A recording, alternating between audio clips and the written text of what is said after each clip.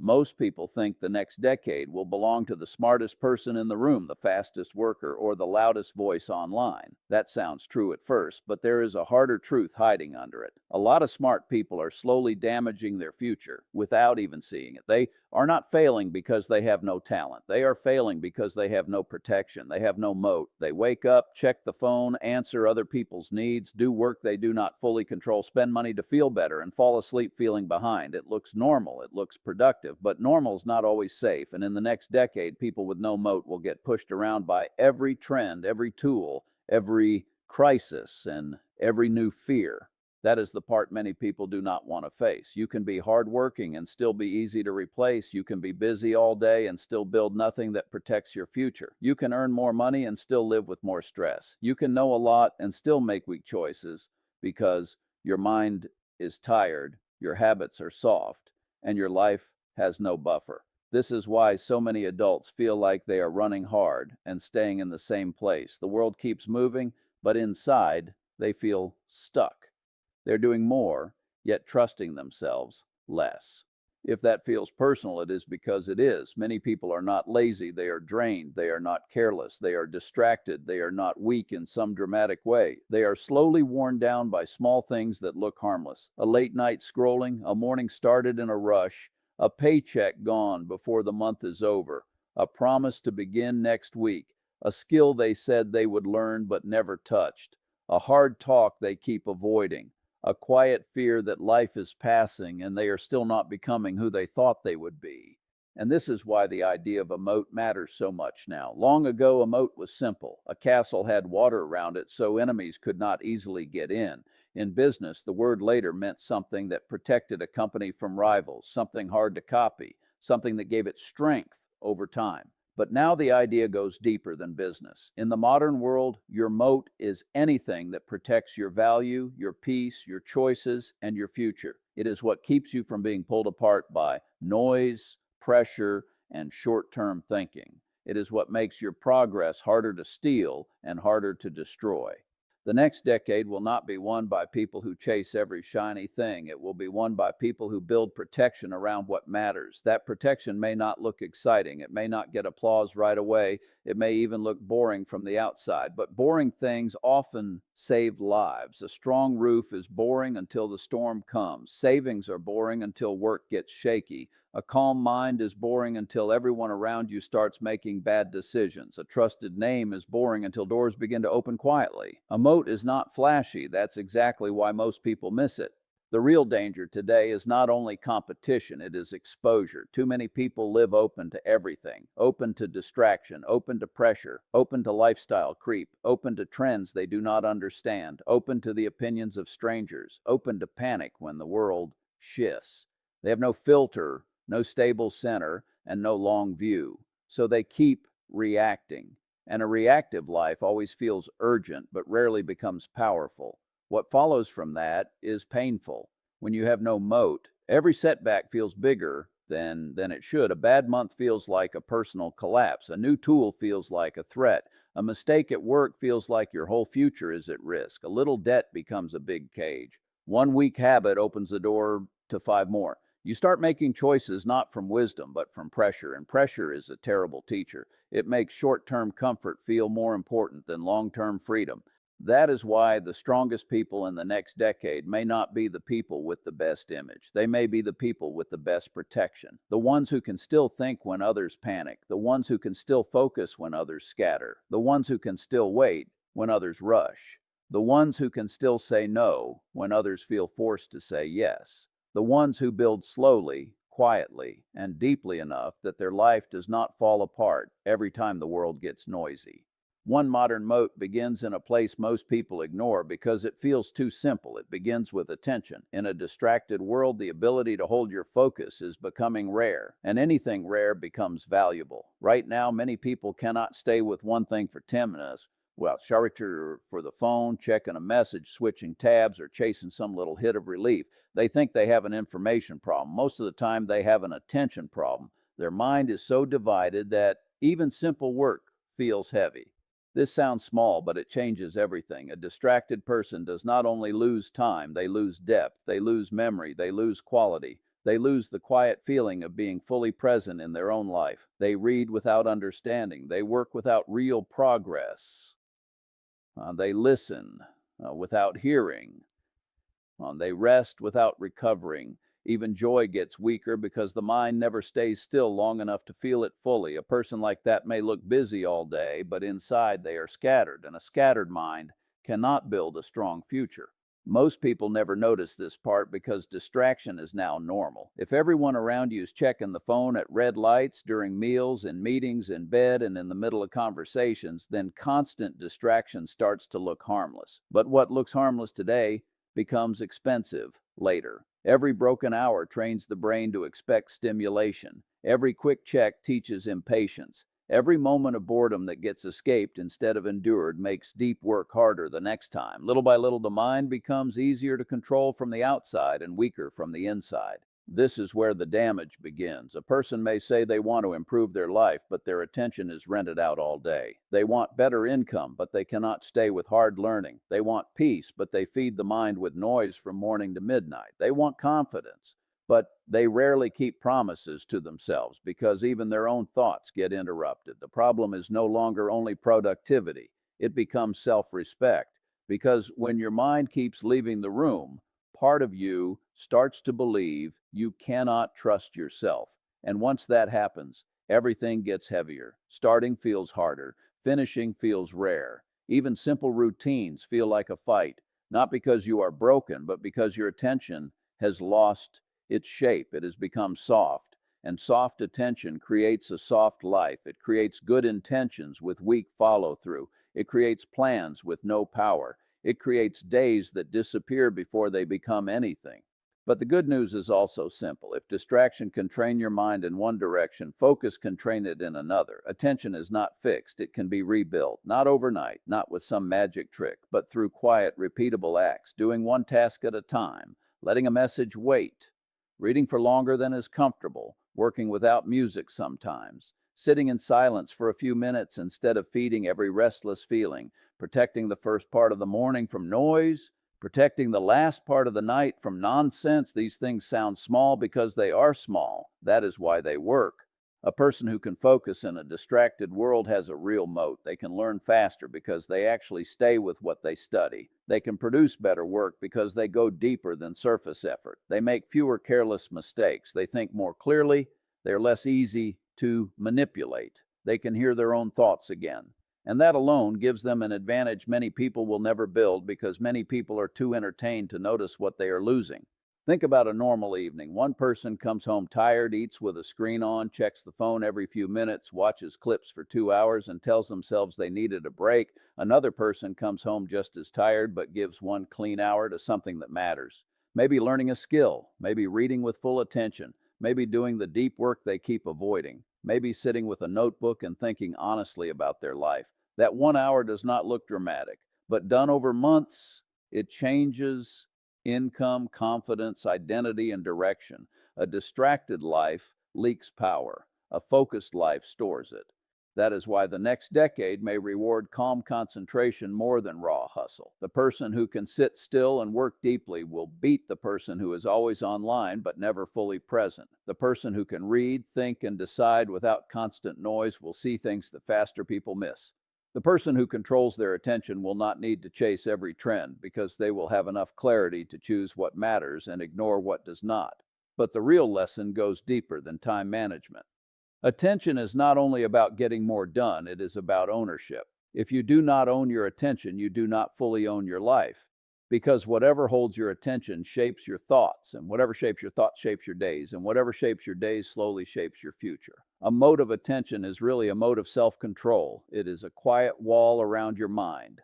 And once you see that, another truth becomes clear. Focus alone is not enough if you keep trying to use old thinking in a changing world. That is where the next moat comes in, and this one may become even more important as change gets faster. It is the ability to learn, unlearn, and relearn. In plain words, it is being able to adapt without losing yourself. Many people think their safety comes from one skill, one degree, one job title, or one way of doing things. For a while, that can feel true. Then the world shifts. New tools arrive, old tasks become easier, some work gets cheaper, some roles shrink, some industries change faster than expected, and suddenly the thing that once made a person feel secure starts to feel fragile. This is happening to many people right now, not because they are foolish, but because the world is moving faster than the habits they built. The real risk is not that change happens. Change always happens. The real risk is becoming mentally stiff. It is building your whole identity around being the kind of person who already knows enough. That sounds safe, but it is dangerous. The person who says, "That is not my thing," too many times eventually wakes up in a world built by people who are willing to learn. Pride can become a trap. Comfort can become a trap. Even past success can become a trap if it teaches you to stop growing. Most people get this wrong because they think learning ends when school ends. They treat growth like a stage of life instead of a way of life. They learn only when forced. They wait until the pain is obvious. They wait until the job feels shaky. They wait until bills rise. They wait until younger people pass them in skill, energy, or speed. And by then, learning feels heavier because fear is now sitting in the room.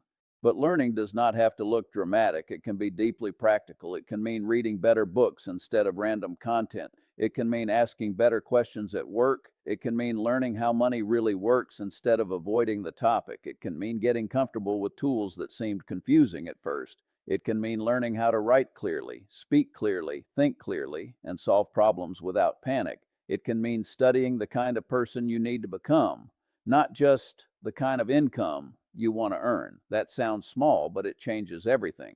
The person who knows how to learn is never fully trapped. They may face setbacks, they may feel uncertain, they may start behind, but they are not frozen. They can move, they can adjust, they can rebuild. They do not need every answer in advance because they trust their ability to find the next one. That trust is powerful. It turns change from a threat into a field of possibilities. And this is where many adults feel an invisible pain. Deep down, they know they stopped stretching. They know they have been repeating the same year in different clothes. Same worries, same habits, same excuses, same low-grade stress. They may still be functioning. They may still be paying bills. But inside, they feel the edge getting dull. They feel themselves becoming less brave with time, less curious, less willing to be bad at something long enough to get good at it. That quiet shrinking is one of the saddest kinds of decline because it often happens while a person still looks fine from the outside. A learning moat protects you from that. It keeps your mind alive. It keeps your future open. It gives you what money alone cannot always give: range. If one path closes, you can build another. If one tool changes, you can study the new one. If one role becomes smaller, you can grow into a bigger role. Not because you know everything, but because you are still teachable. A teachable person has more doors than a proud person. The next decade will likely reward people who can combine old wisdom with new skill, people who can stay grounded while updating the way they work, people who can tell the difference between timeless principles and outdated habits. Principles like honesty, patience, effort, and clear thinking do not expire, but the way you apply them may need to change. If you cling to the exact same method just because it once worked, you may protect your pride and lose your future. There is another layer here that many people miss. Learning is not only about career value, it is about personal dignity. It feels good to know you can still grow. It feels good to be less afraid of hard things because you have trained yourself to enter them slowly and stay. It feels good to say, "I do not know this yet," without feeling smaller. That word "yet" matters. It keeps the door open. It keeps your mind soft enough to absorb new truth. And once a person builds both focus and the habit of learning, something important begins to happen. Their life stops being only reactive. They stop feeling like every change is an attack. They start becoming the kind of person who can face a new decade with curiosity instead of dread. That is a huge shift. Because fear makes people cling, curiosity makes them grow.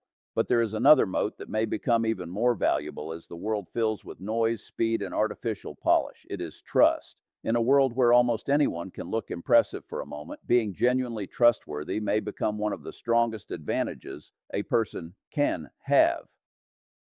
Trust sounds soft. It is not. Trust is hard. Trust is expensive to build and easy to lose. Trust is what makes people think of your name when something important comes up. It is what makes someone give you a second chance, a bigger role, a better opportunity, or a longer runway.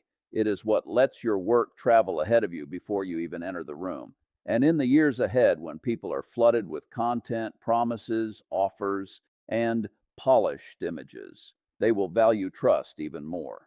Most people think reputation is about image. It is not. Image is what you try to show. Reputation is what your patterns reveal. It is built in the small moments. Do you do what you said you would do? Do you answer clearly? Do you show up on time? Do you make excuses or take responsibility?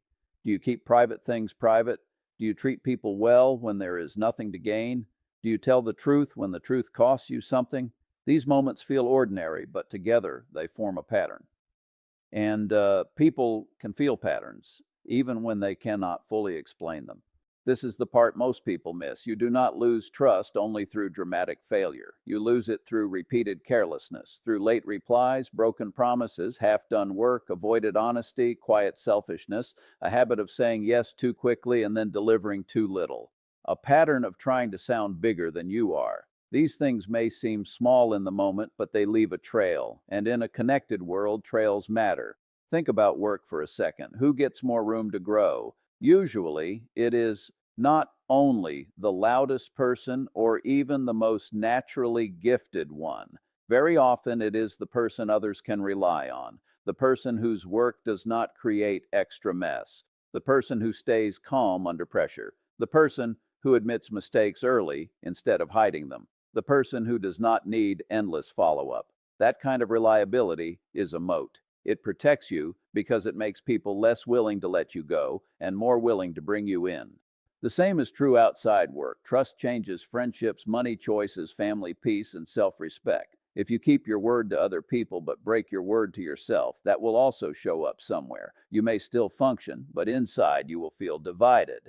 On the other hand, when your actions start matching your words more often, life gets lighter, not easier in every way, but cleaner. You spend less energy managing confusion and more energy building something real.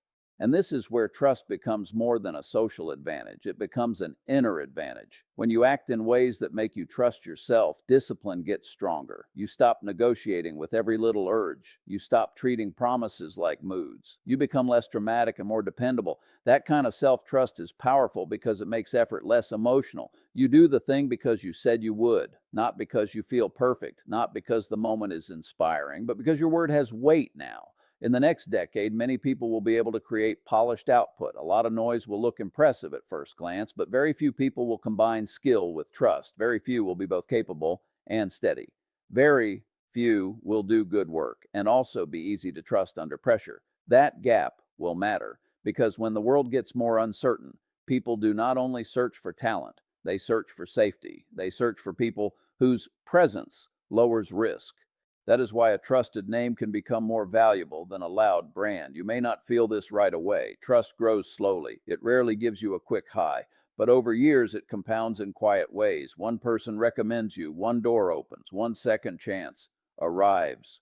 One honest conversation saves a relationship. One clear action protects your peace. It is slow money, slow respect, slow power. But slow power tends to last. And once you understand that, another hard truth shows up. You can have focus, you can keep learning, you can build trust, but if your money life is weak, fear can still control your choices. That is why another modern moat is financial breathing room. Not flashy wealth, not status, not trying to look rich, real breathing room. This may be one of the least glamorous moats and one of the most important. A person with no room in their finances is easy to pressure. They cannot wait. They cannot think long. They cannot take a useful risk. They cannot leave a bad situation easily. They say yes when they want to say no, because bills are already at the door. This does not mean money solves everything. It does mean that money pressure can distort almost everything. Most people are taught to think about money as a way to increase comfort and appearance. So they chase raises, then raise their lifestyle. They earn more, then commit more, better car, bigger payment, more subscriptions, nicer image, more eating out, more little upgrades that slowly become fixed needs. And at first, this feels like progress, but often it is just a shinier cage. Income rises, but freedom does not. Stress stays. In some cases, it grows. What looks harmless today becomes expensive later. A life built on high monthly pressure removes patience from your decision making. It makes you tolerate work that drains you. It makes you delay learning because survival feels louder than growth. It makes you buy relief instead of building strength. It makes you vulnerable to every shock. A repair, a layoff, a health issue, a market slowdown, a family need. Suddenly the whole house shakes because there was no buffer under it. Financial breathing room is a moat because it gives you time. And time is not just time, it is emotional space, it is decision space, it is the difference between reacting and choosing. A person with some savings, lower fixed stress, and fewer ego-driven expenses can think more clearly. They can wait for a better opportunity. They can turn down something shady. They can invest in learning. They can rest without full panic. They can recover from mistakes. They can move with more dignity.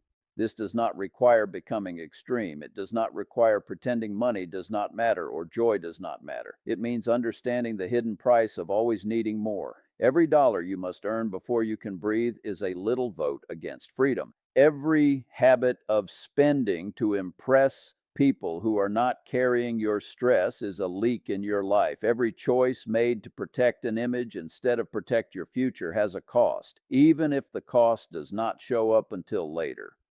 And the next decade may punish fake prosperity more than many people expect, not only because the world can change quickly, but because stress compounds.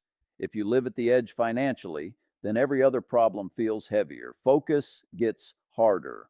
Learning feels harder. Patience feels harder. Even trust can suffer because pressure tempts people into shortcuts. This is why money discipline is not only about numbers, it is about character under pressure. It is about how much your God gets to vote in your life.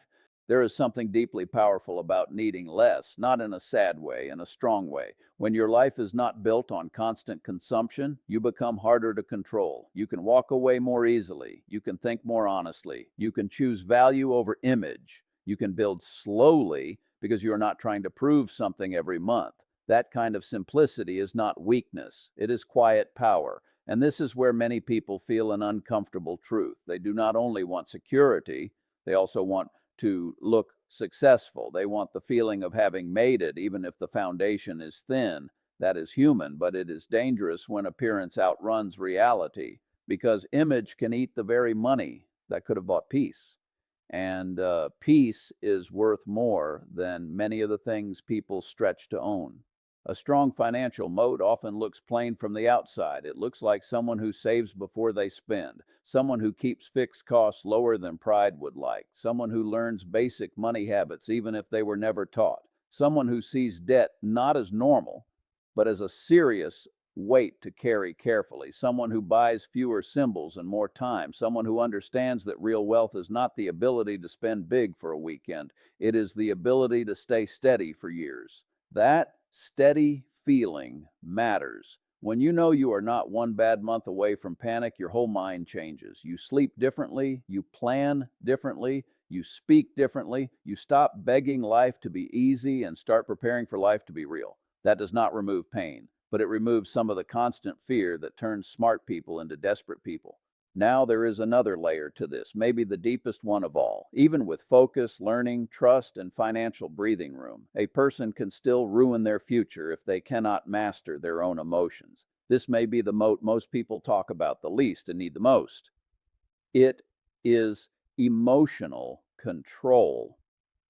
Or said more simply, it is the ability to stay steady when feelings get loud. This does not mean becoming cold. It does not mean acting like nothing affects you. It means not letting every mood become a command. It means not letting anger make decisions, fear set direction, envy shape spending, or boredom destroy consistency. A person without emotional control lives in constant reaction. A bad day becomes a bad week. A small setback becomes a reason to quit. Someone else's success becomes private bitterness. A hard conversation becomes long delay. A moment of stress becomes reckless spending, overeating, snapping at family, or giving up on the habit that was actually helping. Most people never notice this pattern because emotion feels personal and immediate. When you feel hurt, tired, rejected, left out, or ashamed, the feeling tries to convince you that this moment is the whole truth. It says, act now, escape now, defend now, prove something now. But emotions are often loudest when they are least wise. They are real, but they are not always right. And one of the biggest differences between a strong life and a fragile life is how much power you hand to temporary feelings. Think about how many bad choices come from short emotional storms. A person checks their account and feels behind, so they buy something to feel bigger. A person feels ignored, so they chase attention in unhealthy ways. A person feels tired after work, so they skip the routine that would have made tomorrow easier. A person feels scared about the future, so they avoid learning the very thing that would make them more secure. A person feels envy, so they rush into a decision that is not truly theirs. In each case, the feeling looks like truth, but it is often just a wave. A moat of emotional control protects you from becoming your own enemy. It gives you a pause between feeling and action. In that pause, your future has a chance. In that pause, you remember what matters. In that pause, you stop trading long-term peace for short-term relief. This is not easy. It may be one of the hardest things a person ever learns, but it is learnable.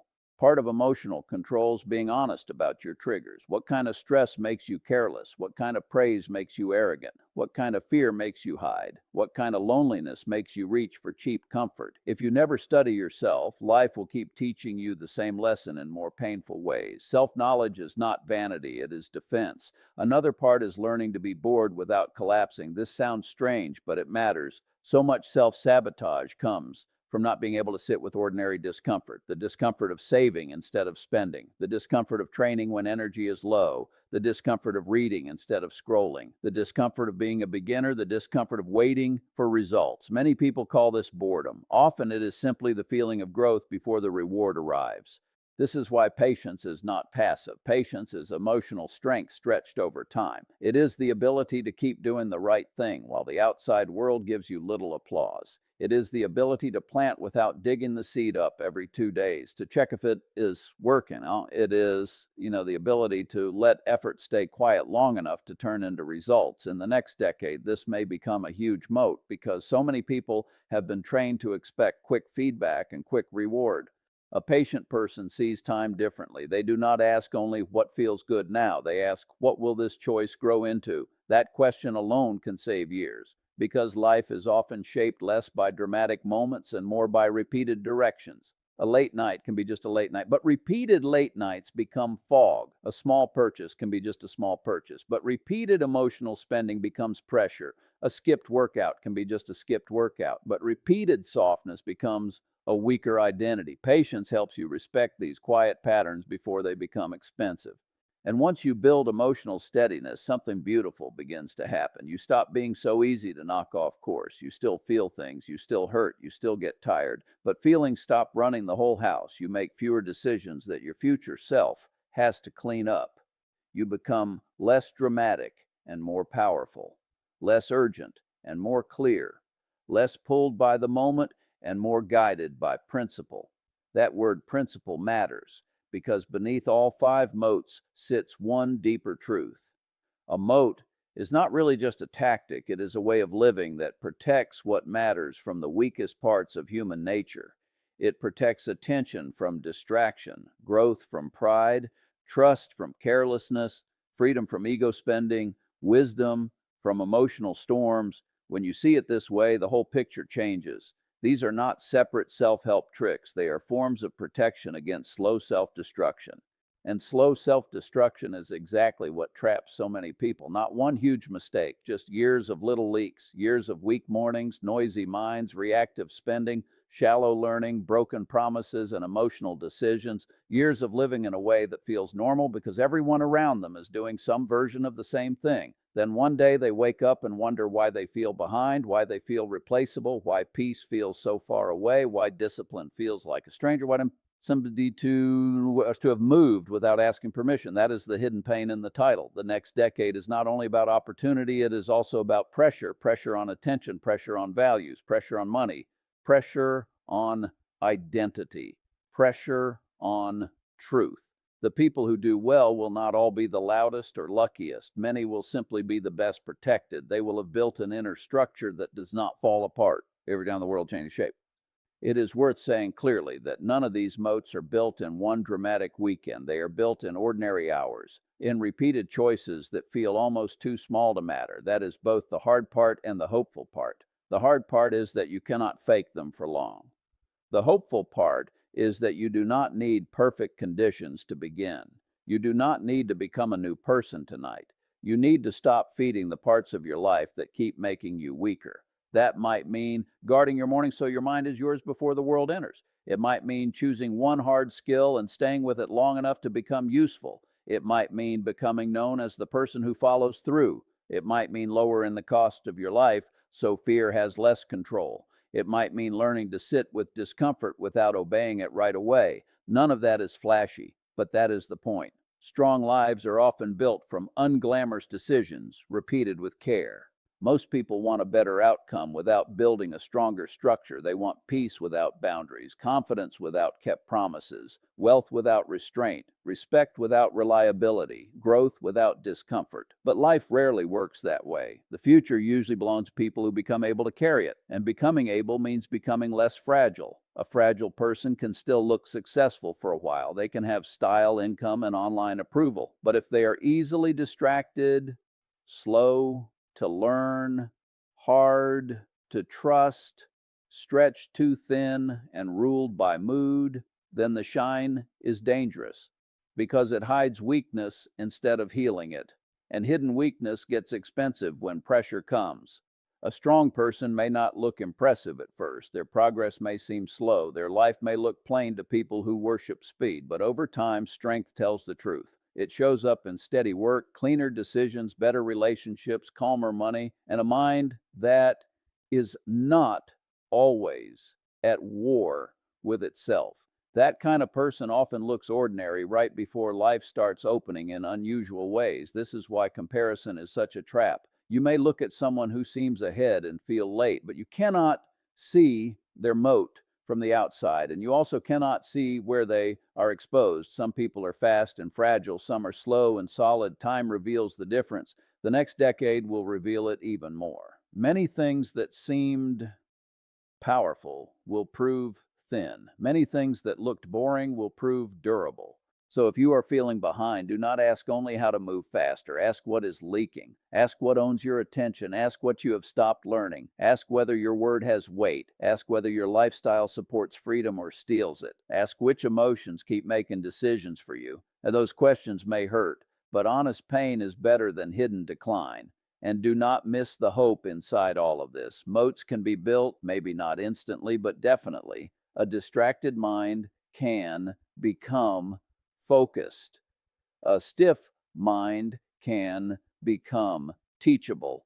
A shaky name can become trusted through enough truth and follow through. A pressured money life can become lighter through restraint, patience, and better habits.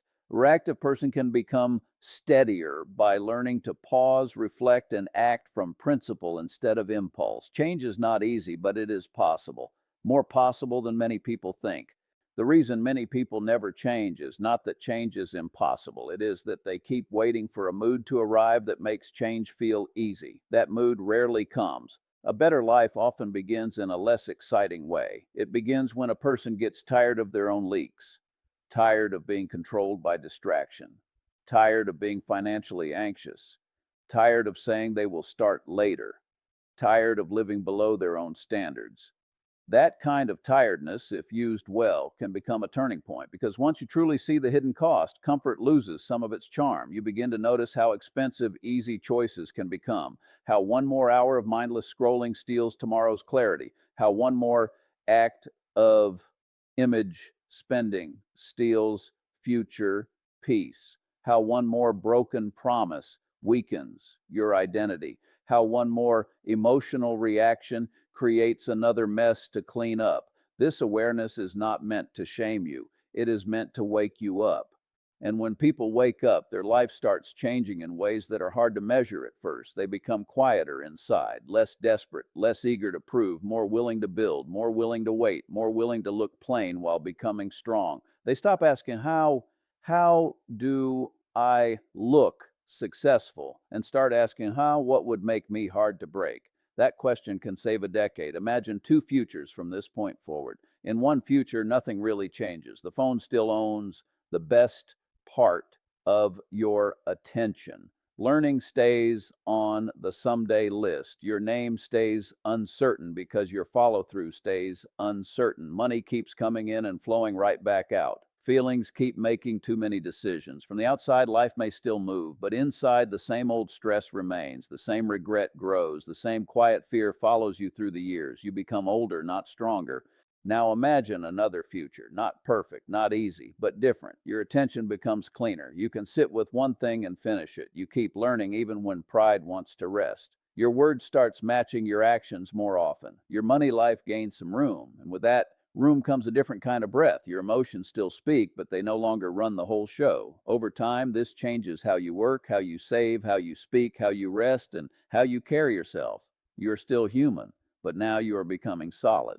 That second future will not be built by intensity alone. It will be built by structure. This is important because many people try to change with bursts of emotion. They get inspired, make a dramatic promise, push hard for a few days, then slide back because the system underneath them stayed weak. Real moats are not made from emotion. They are made from design, from what you allow, what you repeat, what you protect, what you refuse, what you keep doing when no one is watching. The future has always belonged in part to people who can think long. But the next decade may increase the reward for that kind of thinking because short term pressure is becoming stronger almost everywhere. Faster content, faster opinions, faster tools, faster spending, faster burnout. In such a world, long term thinking becomes a kind of rebellion, a practical rebellion, not loud, not dramatic, just steady and very powerful. Maybe that is the deepest message here. A moat is not built because you are afraid of life. It is built because you respect life enough to protect what matters inside it. You protect your mind because attention is the gate to everything else. You protect your growth because the world will keep changing. You protect your name because trust is slow gold. You protect your finances because freedom needs room to breathe. You protect your emotional balance because one panicked moment can undo months of wise effort. If you do not build these protections on purpose, life will build something else by accident. It will build habits that weaken you. It will build costs that trap you. It will build reactions that waste you. It will build a self-image shaped by delay, comfort, and fear. And then one day, the greatest pain will not be that life was unfair. It will be that much of the damage happened quietly in choices that look too small to matter. But small choices do matter. That is the warning. It is also the hope. Because if small choices can ruin a future, small choices can also rescue one. A cleaner morning can matter. A saved dollar can matter. An honest conversation can matter. A focused hour can matter. One kept promise can matter. One patient decision can matter. None of these things feel huge at the time, but neither does a crack in a wall until rain keeps finding it. So maybe the real goal's not to become impressive. Maybe it is to become durable, to become the kind of person who can still think when others panic, still learn when others resist, still tell the truth when others posture, still wait when others rush, and still act from values when feelings get loud. That kind of durability may not make you famous, but it can make you free, and freedom is a far better prize. If this message lands hard, let it. Sometimes the kindest thing you can hear is not comfort, it is clarity. Not because you need to feel bad about your past, but because you need to see your future more honestly. A lot can change when a person stops chasing what looks strong and starts building what is strong. A lot can change when they stop asking how to win quickly and start asking how to stay standing for a very long time. The next decade will test people in ways that are hard to predict in detail, but easy to understand in spirit. There will be more noise, more speed, more pressure to react, more chances to compare, more temptation to drift, and more polished distractions pretending to be opportunity. And in that kind of world, a moat is not a luxury. It is survival with dignity. It is progress with protection. It is ambition with wisdom wrapped around it. So take a quiet look at your life, not with shame, with honesty. Where are you exposed? Where are you leaking? Where are you letting comfort quietly eat the future you say you want? Then choose one place to begin, not 10. 1. Protect 1 hour. Learn one useful thing. Keep one promise. Cut one wasteful expense. Pause before one emotional choice. Build from there. Strong lives are usually not repaired in one heroic act. They are repaired where truth meets repetition. And if you stay with that long enough, the result is more than success in the usual sense. It is a different relationship with yourself. You trust yourself more, you fear the future less, you need less applause, you waste less energy pretending, you become calmer because your life is no longer built on so many weak points. That calm is not an accident, it is the reward of protection. In the end, the people who dominate the next decade may not look like superheroes. They may simply be the people who stop living wide open to every distraction, every pressure, and every impulse. They built moats where others built appearances. They chose depth over noise, steadiness over drama, and long-term freedom over short-term comfort. And because of that, when the world became harder, they did not fall apart. They became more valuable. If this gave you something to think about, sit with it for a moment and ask yourself which moat your life needs most right now. Start there, build it quietly, and keep going. The strongest changes are often the ones no one notices at first.